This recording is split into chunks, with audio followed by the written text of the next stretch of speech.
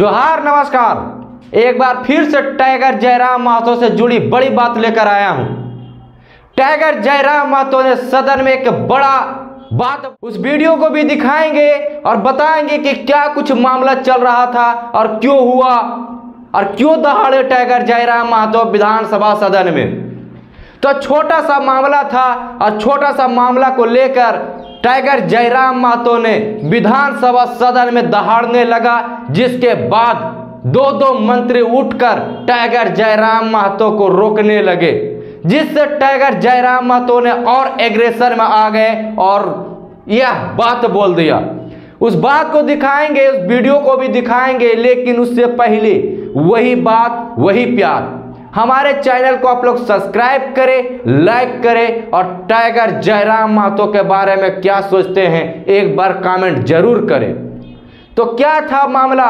Tiger Jairam Mahato ने विधानसभा सत्र में झारखंड से जुड़ा मुद्दा, यहां की पर्यटक से संबंधित मामला को लेकर टाइगर जयराम महतो ने झारखंडी गाने के तहत मामला को बताने का प्रयास किया, जिसको लेकर मंत्रियों ने अपने आप बिलबिलाने लगे।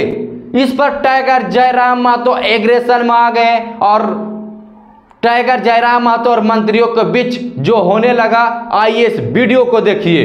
लेकिन ये कहां का तर्क है? दो का मंत्री खड़ा हो गया है संसदीय मंत्री, तो बाद में दो मंत्री खड़ा होकर टोक रहे हैं। तो वही हमने उनको कहा कि एक तो आपको आधा घंटा समय मिलता है, अरे जब मंत्री लोग बोलने लगता है तब तो कोई नहीं बोलता है कि आप किसी व्यक्तिगत पे बात क्यों कर रहे हैं। हमने बस यही कहा था कि पर्यटन मंत्री हमारे पड़ोसी हैं, पराशर की ओर से वो भी आते हैं, उनके लिए गीत सुनाएंगे तो ठीक है, डायरेक्ट नहीं बोलना चाहिए। उनको आधा घंटा का समय मिलता है, आप 30 सेकंड बोलते हैं कि माननीय जयराम बाबू नए सदस्य हैं, अगला बार इस बात का ध्यान रखेंगे। फिर अगर हम दोहराते हैं आप टोकते हैं। तो हमने उनको वही कहा, और हम तो भाई इसी पहचान से अंदर आए हैं, तो अंदर भी थोड़ी बख्शेंगे। हमारे साथ हमारे समय में कोई कटौती करेगा, हमारे साथ कोई अगर ज्यादा करेगा तो हमने बख्शने वाले हैं, चाहे वो कोई मंत्री रहे चाहे वीआईपी रहे। वही हमने कहा, बैठिए चुपचाप, आप मंत्री ट्रेजरी बेंच पर बैठिए, चुपचाप बैठिए। आपको मंत्री बनाया गया है काम करने के लिए, ये मीडिया में आने के लिए नहीं, उछल कूद मत कीजिए। हाँ, उनका हम सम्मान करते हैं, मंत्री है, माननीय है, लेकिन उनका ये व्यवहार उचित नहीं है। आज ये ज्ञान दे रहे हैं, उस दिन आपका ज्ञान कहा था जब आपने इरफान अंसारी जवाब दे ही रहे थे, आपने टोक दिया। इरफान अंसारी जो शायद ध्यान के बाद बताइए, आदरणीय माननीय मुख्यमंत्री का शाहरुख खान बोल के 4-5 लोग बोले, तब तो आप नहीं बोले कि आप डायरेक्ट किसी सदस्य को नहीं बोल सकते हैं। भैया भाभी जब आधा घंटा कल्पना भाभी हेमंत सोरेन रहे थे कि आप अगर पर्यटन पे फोकस करें, पर्यटन पे अगर डेवलपमेंट की बात करें, तो कृषि के बाद, उद्योग के बाद और सरकारी नौकरियों के बाद युवाओं को हम पर्यटन की दिशा में लगा सकते हैं, क्योंकि झारखंड में सबसे सुंदर पर्यटन का माहौल और विकल्प हम लोग तराश सकते हैं। मैं उनको अगली बार जब मेरा बात आएगा, तो इस बार हम बजट पे बात नहीं करेंगे, अपने विषय पे बात नहीं करेंगे, उनको ही हम अपना जो 2 मिनट का समय है पूरे मंत्रियों पर और जो खड़े हो रहे हैं डायस पे, उन पे ही अपना बात करेंगे। यह अल्पसूचित था या तारांकित प्रश्न था? किसी माननीय सदस्य के प्रश्न का उत्तर दे ही रहते, आप खड़ा होकर उनको टोक दिए। उनको सवाल का उत्तर देने देते हैं, उसके बाद आप कहते हैं कि ऑब्जेक्टिव टू ऑब्जेक्टिव होना चाहिए, एक्सप्लेनेशन नहीं। तब आपका संसदीय, अरे भाई नया चूंकि वित्त मंत्री जी अभी इलाज के लिए गए हैं, संसदीय मंत्री, इनको प्रभार मिला है, तो हमारे बड़े भाई माननीय भी उछल कूद करने लगे हैं, अपने आप को सदन से ऊपर ये लोग समझने लगे हैं। और इरफान भाई साहब का तो आदत है, उनको भाई मीडिया में बने रहने के लिए उछल कूद करना जरूरी है। जिस दिन उनका बजट पारित होगा उस दिन तो बोलेंगे ही, और बाकी दिन भी हल्ला लोगों को टोकना, ये उनका परंपरा बन चुका है। बोलना हम यही चाहते थे, पर्यटन का बात था। हम मधु मंसूर जो पद्म श्री विजेता है, हम उनका एक 4-5 लाइन का बोल था, उसको सुनाना चाहते थे। जयराम जी, तो आपको क्यों लग रहा है, ऐसा क्यों हो रहा है? आप एक अपने जी स्पष्ट, बिल्कुल वही कारण है, उनको वही कारण है कि पूरा राज्य जयराम महतो को सुनता है। इस व्यक्ति को, इस लड़के को यहाँ से नियंत्रण में रखा जाए, मुद्दों की बात करता है, जिन मुद्दों को कहने से लोग डरते थे। आज 25 साल हो गए, जादूगोड़ा का मुद्दा सदन में आया था। मैं आपसे पूछता हूँ, आज लोग बर्बाद हो गए, जादूगोड़ा में बर्बाद होने की कगार में, आज तक सदन तक नहीं पहुंचा, क्योंकि वो मुद्दे सदन तक आ नहीं पाते थे। और ये लड़का बिना डर का, बिना भय का उन मुद्दों को सदन तक लेके आता है। तो इन लोग हालत खराब है हमसे, और बोलते हैं कि नहीं डायरेक्ट आप किसी सदस्य को नहीं लेकर।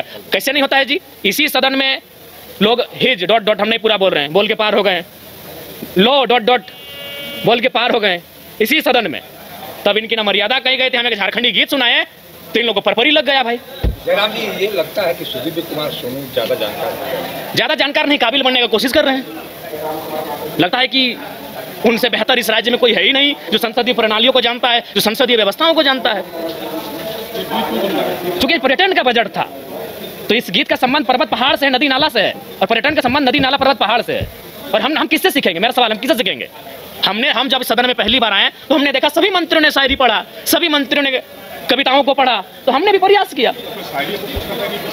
नहीं, हम इस गीत के माध्यम से झारखंड के पर्यटन को बढ़ावा देने पर चर्चा कर रहे थे।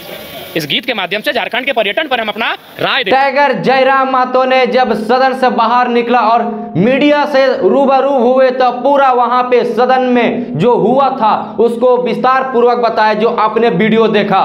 तो बताइए, टाइगर जयराम महतो ने अगर झारखंड के हैं और झारखंडियत की भी बात करते हैं तो कौन सी गलत बात बोल दिए? टाइगर जयराम महतो ने कहीं ना कहीं अगर झारखंड में रहते हैं और झारखंडियत की सोचते हैं तो झारखंड की गाना से अगर विधानसभा में विकास से जुड़ी बात अगर रख रहे थे तो दो मंत्री क्यों बिलबिलाने लगे?